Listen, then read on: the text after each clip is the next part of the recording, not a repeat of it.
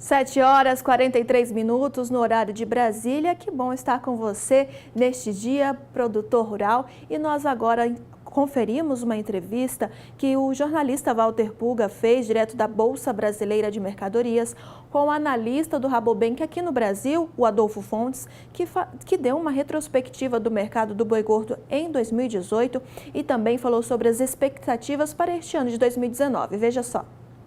Adolfo, mais uma vez, obrigado por ter vindo participar da programação do Canal do Boi. Vamos começar esta nossa entrevista falando um pouco de 2018. 2018 foi um ano bom para o mercado de carne bovina, para o pecuarista e para quem trabalha com exportação? O destaque do ano de 2018, sem dúvida, foram as exportações, né? Um crescimento de 11% em relação a 2017, um excelente ano das exportações para a China, para o Chile, para o Egito. Então a gente teve aí como ponto positivo as exportações. Por contrapartida, a gente teve um aumento de oferta bastante evidente no ano de 2018 pelo aumento do abate de fêmeas, principalmente. Então você teve um aumento de oferta de 4%.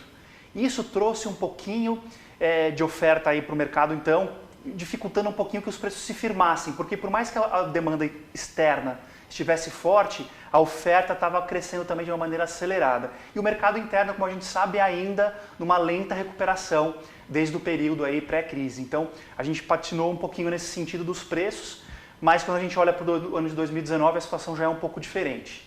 Qual é a perspectiva, então, para 2019? Nós teremos ganho de preço porque o consumo vai aumentar, a exportação será melhor. O que você destaca como boa notícia no seu relatório do Rabobank para quem trabalha com carne bovina? O primeiro ponto é que a gente está observando já uma desaceleração da oferta para o ano de 2019, né? Essa é a nossa premissa, dado que em 2018 a gente teve um alto número de abate de fêmeas, então isso tende a tirar um pouquinho da dinâmica da oferta no ano de 2019.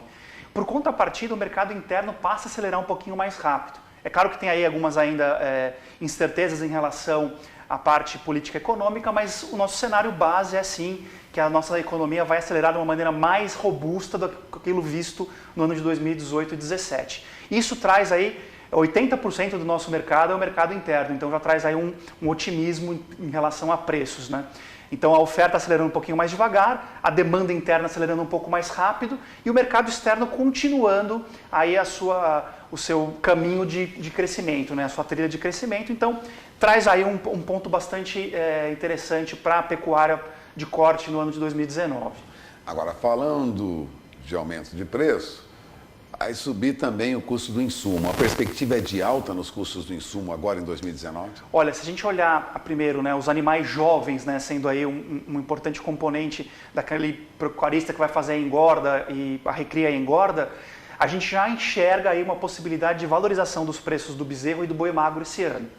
Isso porque, como eu disse, né, um número menor de ventres disponíveis, né, um abate de fêmeas já iniciado no ano passado, né, o descarte, já se arrasta aí há algum tempo.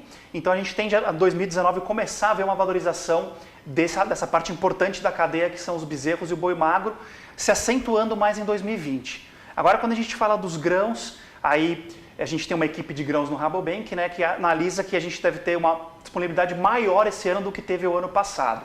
Então, se por um lado você tem um aumento dos custos com os animais jovens, você tende a ter uma redução pela maior disponibilidade de grãos em 2019.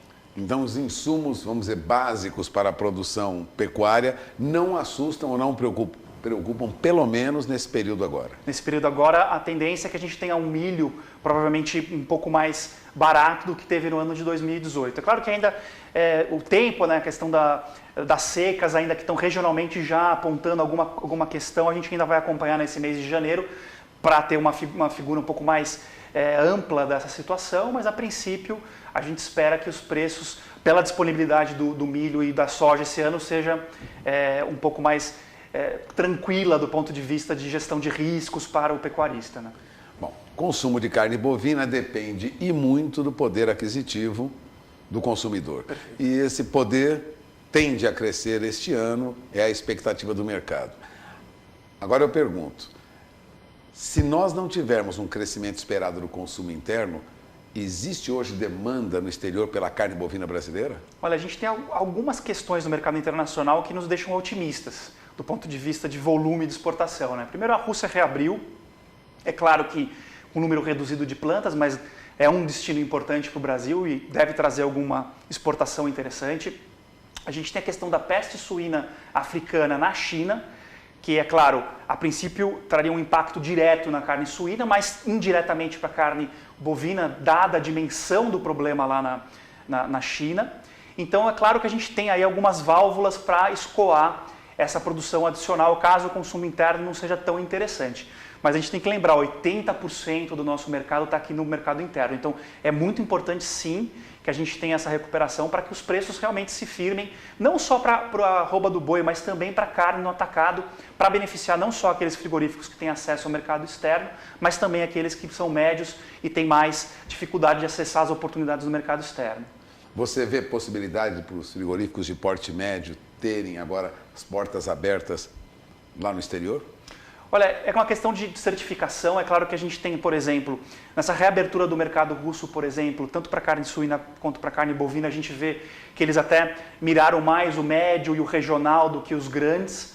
É claro que tem oportunidades, né? É claro que tem que a questão da certificação é muito importante, né? Não só para o mercado russo ou mercado chinês, mas também tem a questão dos abates religiosos, que também trazem oportunidades. Então, eu acho que, a princípio, é mais o benefício para o mercado interno, mas é claro que tem que mirar certificações para o mercado externo, que vai ter, sim, oportunidades para os médios também. Bom, você acaba de ouvir Adolfo Fontes, é analista do Rabobank, especialista em proteína animal. Durante a nossa programação nos próximos dias, ele falará também sobre o mercado de suínos e de frango. Por enquanto, eu agradeço a presença do Adolfo aqui conosco mais uma vez. Eu que agradeço. Voltamos ao programa.